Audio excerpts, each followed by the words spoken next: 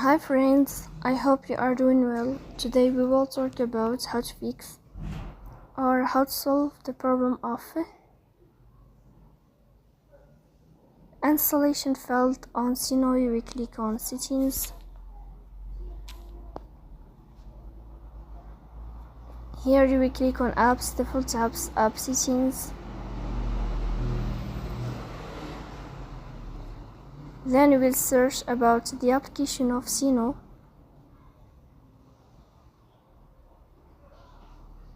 Here you will click on first stop and you will click OK.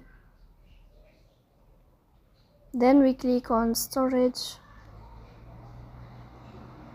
In this page we click on clear cache. In the end you will turn off your phone and you will restart your phone again to fix that problem. So please don't forget to press the bell icon and subscribe.